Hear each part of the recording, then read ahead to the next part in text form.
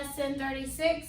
Let's go ahead and begin. So last week we practiced how to create math facts with seeds in an apple to a certain number. And so good job, everyone did that on their test last week. But let's go ahead and review it again today. So today I want to create a math fact that equals to 10. Now of course we know the easy facts, 0 plus 10, 10 plus 0, 9 plus 1, 1 plus 9.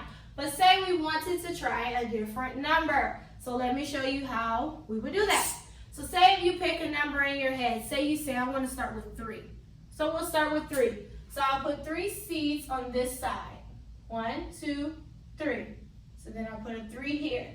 Now I'm going to try to figure out how many more I need to equal to 10. So if I did 3 here, I have to start counting with 4. I can't say 1, 2, 3, 3, 4, 5. No. I say 1, 2, 3, then I say 4, 5, 6, 7, 8, 9, 10. Because I was trying to go to 10, so I stop at 10. So now I can count how many I wrote. 1, 2, 3, 4, 5, 6, 7. So I did a fact. 3 plus 7 equals 10. That's all you have to do. You just pick a number, do the C's on one side, and then count how many more you need to get to your final number on that side. So let's do it again. Say if I want to pick 6. I'm going to do 6 on this side. So 1. Now, whatever number you start to count with has to be smaller than 10. You can't say I'm going to go with 15. That's way higher than 10. So, no.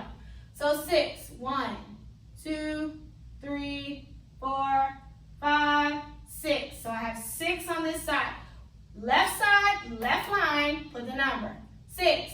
So now I stopped at 6, so I start counting with 7. I wouldn't say 6 again. I would now say 7. I move on to the next number. So 1, 2, 3, 4, 5, 6, 7, 8, 9, 10. I stop at 10 because that's where I was adding.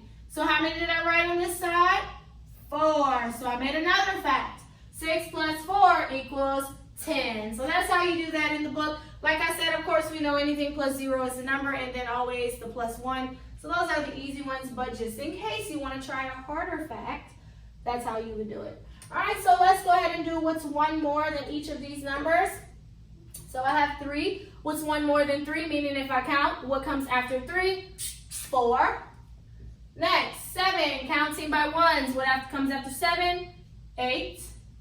Next, 12. Counting by ones. What comes next? 13. 94. What's one more than 94? 95. And then 68. What's one more than 68? 69. Okay? Alright, so this is just something we'll kind of learn. So this is a chart that explains each part of the day. We have 24 hours in one day. 24 hours equals one full day. One full day, okay? But inside of that full day, we have 4 parts of the day. We have what's called our morning part of the day, which will probably be, I'm going to say, the time we wake up. So let's do 5 a.m. until 11 a.m. So that's our morning part. That's usually like if we were at school, we would wake up, get ready for school. Let me put that here. So that's when we would wake up. We would get dressed during this part of the day. This is if we were going to school. So wake up, get dressed. We would eat breakfast during this part of the day. Eat breakfast. And we head to school. And for your parents, work. So we head to school. We also do our school work. We learn a lot of lessons during this part of the day. After the morning, we go into what's called the afternoon part of the day. This will start at 12 p.m. or what we call noon. Have you heard someone say it's noon? That means 12 p.m. So that will be about 12 p.m. till about 4 p.m. Okay? From 12 p.m. to 4 p.m. So during this time, we eat lunch at school. We also leave school during this time. That's if we were at school. We get our homework done. If we have some, we will complete our homework. We might eat a snack because sometimes we eat snacks when we get off of school. Some people take a nap right after school. It just depends. So that's what we would do in the afternoon part of the day. Next, we move on to what's called the evening. So this is where the day is starting to come to an end. So the evening part of the day will probably be from like 5 p.m. till about, let's say 10 p.m. because some people may go to bed around 10.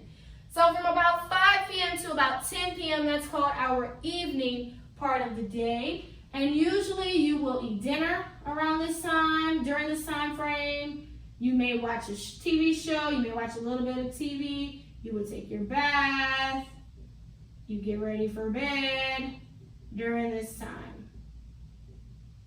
Okay? Then we have the night part of the day, which will be from 11 p.m.